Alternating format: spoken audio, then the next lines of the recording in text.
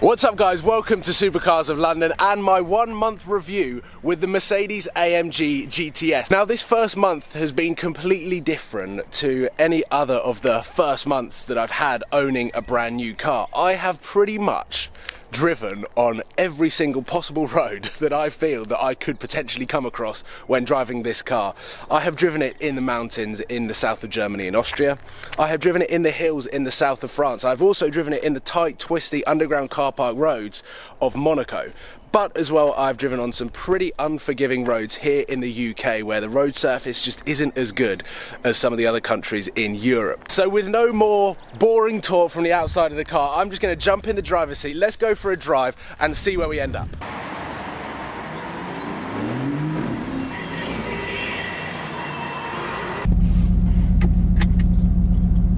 What better place to start the video than a petrol station? 70-litre tank.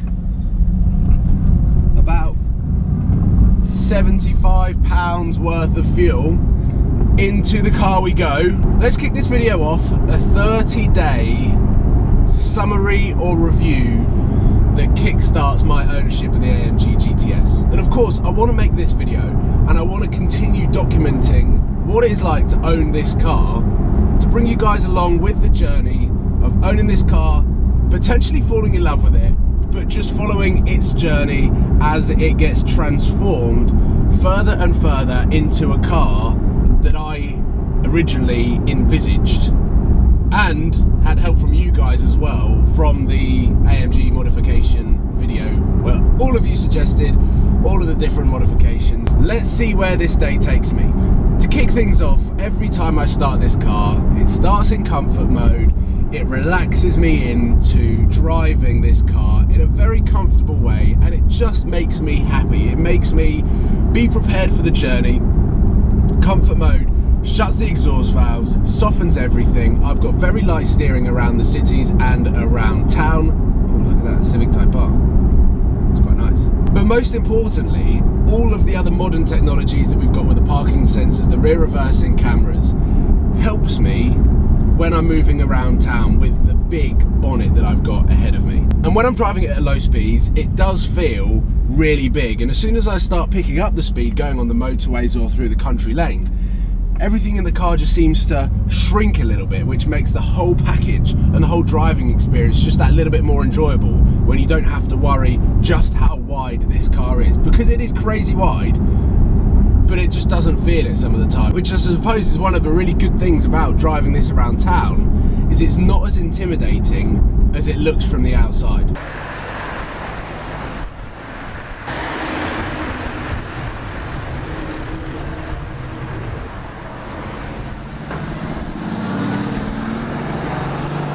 Enough of the boring, slow driving, town driving. I know this car is capable of being a very good city cruiser.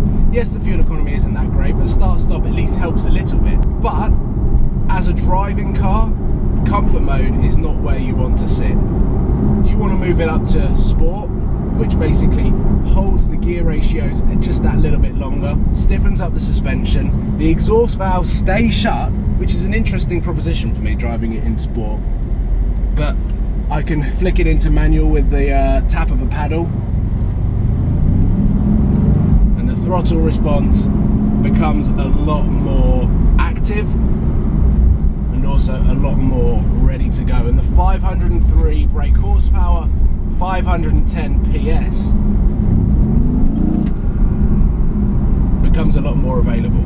I'll be completely honest, I don't think I've completed a full mile driving it in sport, and this goes back to the A45 AMG that I drove. It just isn't really necessary. I haven't completely looked up into what it changes about the car, but if you want to go that little bit more aggressive, then you flick it into Sport Plus, and immediately the car downshifts, the valves turn on, and all of a sudden you feel like you've got thunder right in front of you.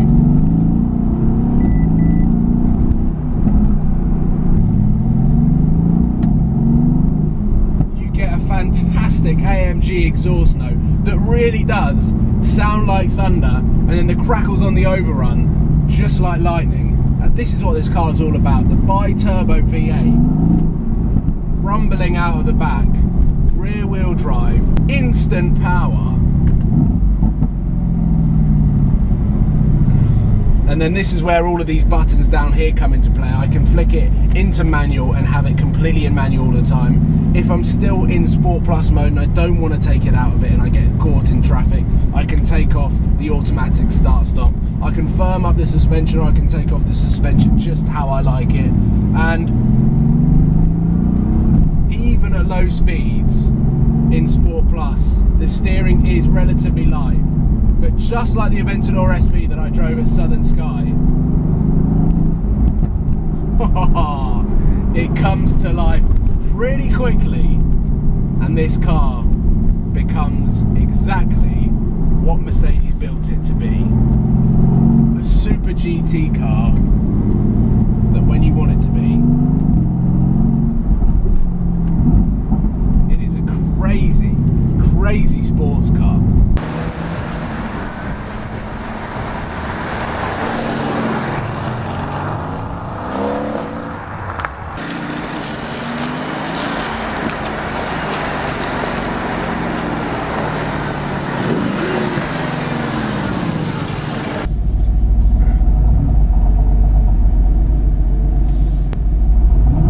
Relatively easy 3-point turn. So comfort mode makes this car very easy to drive, very easy to live with, and also very manageable in the town, but also on the motorways as well. It's kind of like cruising around, perfect GT car. Sport, I would probably say is a mode that I would never go in. Sport Plus, very exciting. If we flick it into race mode, the revs on this car just become pretty amazing. If I take it out of manual, it basically thinks I'm on the racetrack.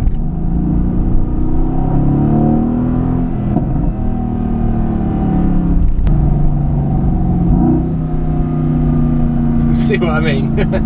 But if I drive this car in race mode, in automatic, this car calculates exactly my driving style to change gear exactly when it needs to.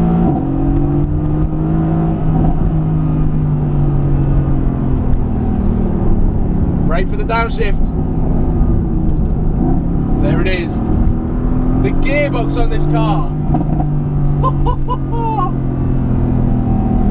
What I was saying was, the gearbox on this car is so good, it never gets the wrong gear.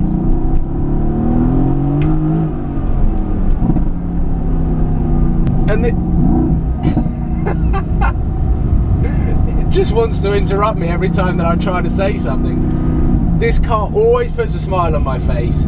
It is so easy to drive every single day, and putting the miles that I've already put on it,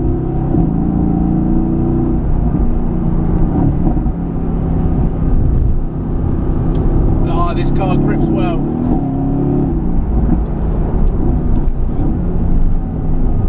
And then the race.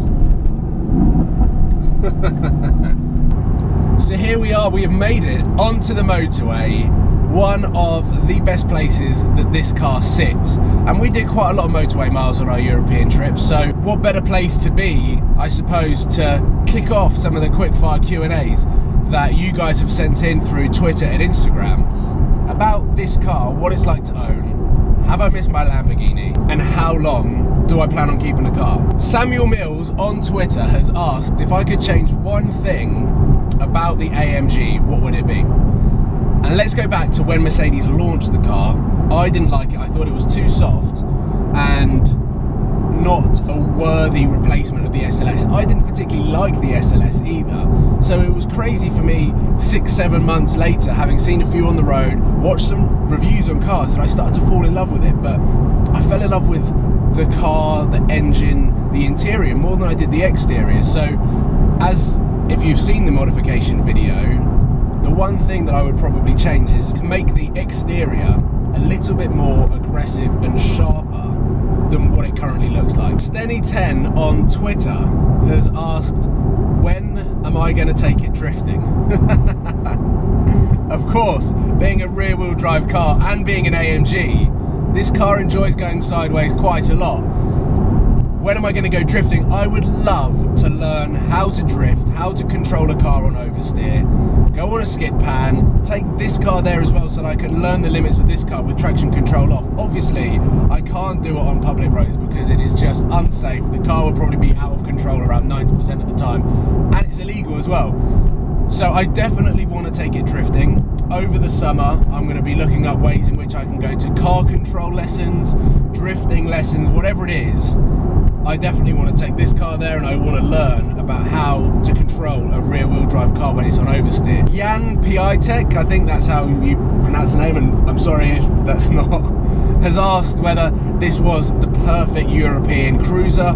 If I went on another road trip, would I pick this car again? 100%. If you've driven this car, if you've been in this car, and you've been in the car with the comfort seats, and I'm hoping to do a video with another AMG GTS owner in the coming days, it is just the comfiest car. I never had back pain. I never had any sort of body pain doing hundreds, thousands of miles in this car. It covered the miles effortlessly. The cruise control on this car is phenomenal. We've got a good question here from uchoglay_official through Instagram, who's asked why I didn't get the Edition 1. And the Edition 1 is basically the limited version AMG GTS. It comes with a fixed wing, it comes with a carbon roof, it comes with a pretty good spec. It also comes with the AMG Sports bucket seats. From an exterior point of view, it's a little bit more aggressive as well. We've got a front splitter, some side skirts, and it does look good. The one reason that I didn't want to get the Edition 1 was because it's a limited car. It's going to be as mileage sensitive as my Lamborghini was, and that was the one thing that scared me a little bit about driving the Lamborghini, was just how the depreciation is going to be if I drove that car on more than one road trip. So the mileage was an important thing as well, but everything on the exterior, the fixed wing, is a Mercedes OEM factory part. And obviously, me being me, and whether it's a good thing or a bad thing, I wanted to make it a bit more unique than just an Edition 1, which is why I thought that I would go for a GTS, which is the one below, but have more options to play with when it comes to modifying the car. Jonathan May has asked a very good question that I had to think about. When I saw the question, I really had to think about it. His question was, if the AMG GTS didn't exist, what car would you have gone for to replace the Lamborghini? And I think, based on how close I got to actually buying the car before pulling out, knowing just how much money I could potentially lose with the Audi R8 V10 Plus, it's a very cool car.